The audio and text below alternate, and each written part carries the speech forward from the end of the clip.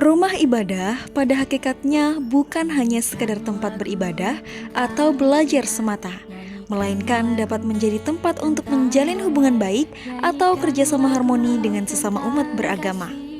Bagaimana hal itu bisa terwujud?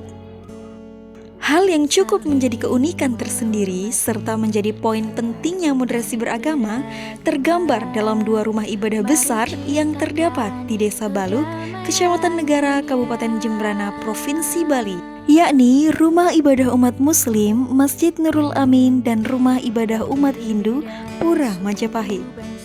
Kedua rumah ibadah ini terletak tak lebih dari 15 meter satu sama lain. Cukup dekat sehingga sering kali keduanya dijuluki tempat ibadah kembar.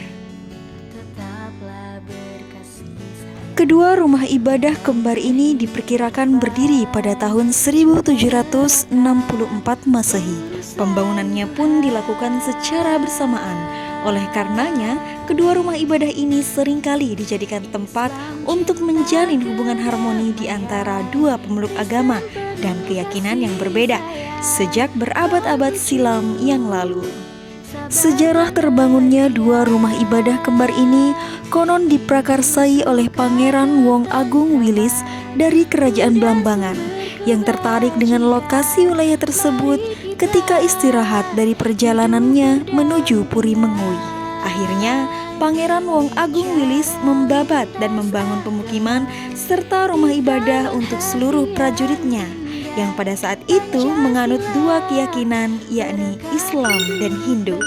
Maka dari itu, berdirilah dua rumah ibadah ini secara bersamaan. Dua rumah ibadah kembar ini menunjukkan wujud moderasi beragama. Berikut beberapa poin penting dua rumah ibadah tersebut merupakan rumah ibadah moderasi.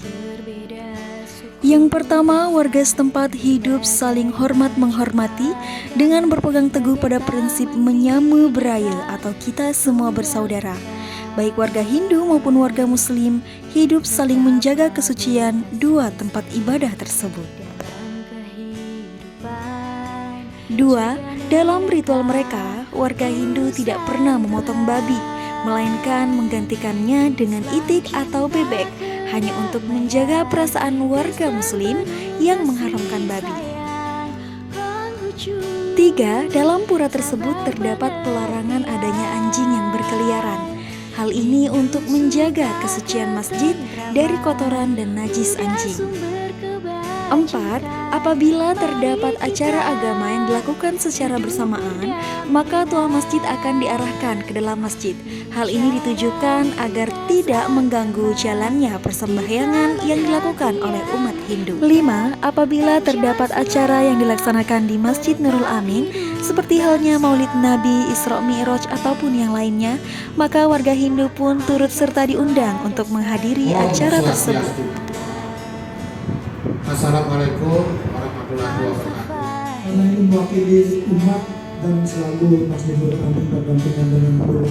6. Di Masjid Nurul Amin ini dilengkapi dengan ruang pertemuan, baik pertemuan antar sesama Muslim maupun dengan warga Hindu guna untuk silaturahmi, terutama pada saat menjelang Hari Raya Nyepi yang bertepatan pada hari Jumat.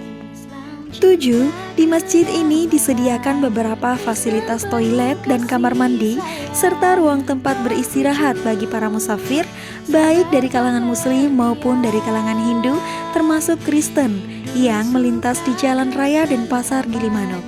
8. Kesepakatan penggunaan lahan parkir di antara kedua belah pihak. Umat Muslim dapat menggunakan lahan parkir pura serta umat Hindu dapat menggunakan lahan parkir masjid kapanpun saja dibutuhkan. Pancasila, berkat hidup bangsa.